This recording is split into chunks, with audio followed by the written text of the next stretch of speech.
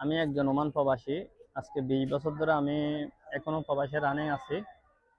আমি দেশে আসার পরে একটা বিল্ডিং করতে যাই। বিল্ডিং করলে এই সন্ত্রাসী টিটু আমার কাছ থেকে চাঁদা খুঁজে প্রথমে 5 লক্ষ টাকা, আজ থেকে প্রায় 8-10 মাস আগে। আমি তাকে চাঁদা দিই নাই, একটা মামলা করে তার নামে কর্ণফুলী থানায়।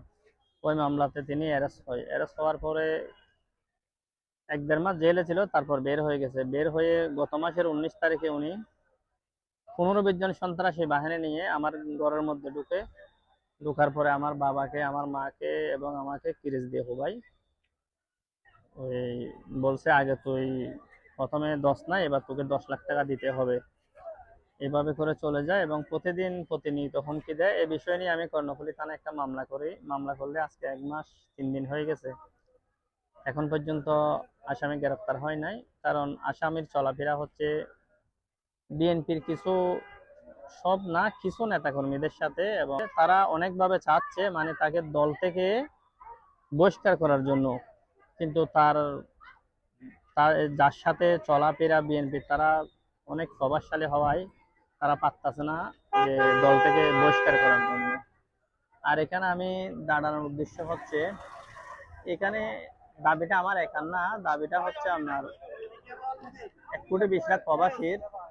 আমরা দেখেছি এখানে প্রত্যেকটা মানুষের বিভিন্ন ধরনের মেনশন আছে। প্রবাসী বলেন, তারপরে ফ্যামিলি কার্ড,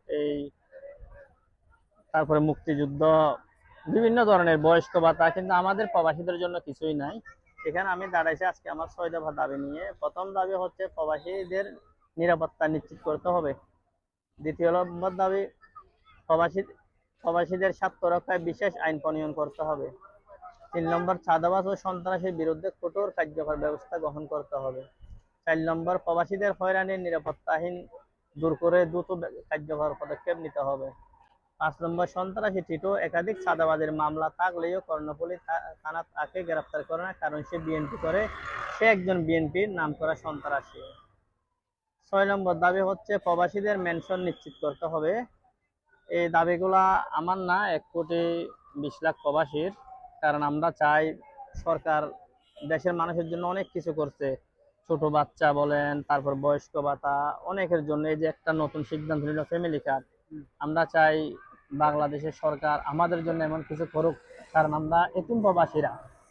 এতিম বলতে কিরকম, আমরা যখন দেশ থেকে যাই বিদেশে, হাজারো প্রবাসী ফিরে আসে না, তাহলে ওই দেশে আমাদের কেউ নাই, অনেকে লাশ হয়ে আসে। তার মধ্যে আরেকটা দাবি আমার আছে, এটা লেখা হয় নাই। অনেক প্রবাসী দেখি আমি বিদেশের মাটিতে মারা গেছে, আমরা টাকা উঠাই এই প্রবাসীদের বাংলাদেশে পাঠাই। এবং বিদেশের মাটিতে যে কোনো প্রবাসী মারা গেলে এই সরকার যেন নিজ খরচে এই প্রবাসীদের দেশে ফেরত আনে। এই দাবিটা আমার সাথে থাকলো। এখনো ওখানে কাজ চলতেছে, মানে আমি বাড়ির পাশে, ওই পাশে দামা নিয়ে 8 জন 10 জন 5 জন এভাবে লোক নিয়ে বসে থাকে। মানে আমি ঘরে আমার ফ্যামিলি নিয়ে আমি অনেক আতঙ্কের মধ্যে আছি।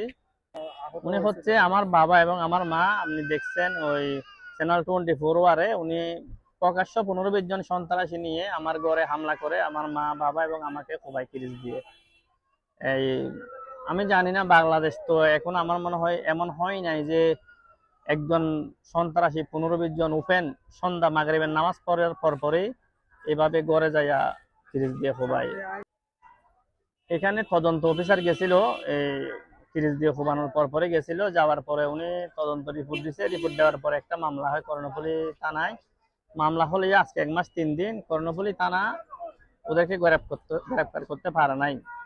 সবসময় ঘুরে ফিরে গ্রেপ্তার করতে না পারার কারণ হচ্ছে একটাই, কর্ণফুলী থানা হচ্ছে বিএনপির কিছু খারাপ লোকদের লিমিট কন্ট্রোলের ইশারায় চলে। তারা যদি লিমিট টিপ দেয় কর্ণফুলী থানার পুলিশ চলে, আবার যদি লিমিট টিপ দেয় এখানে দাঁড়িয়ে যায়। যার কারণে আজকে 1 মাস 3 দিন হলেও আসামি ধরা ছোঁয়ার বাইরে।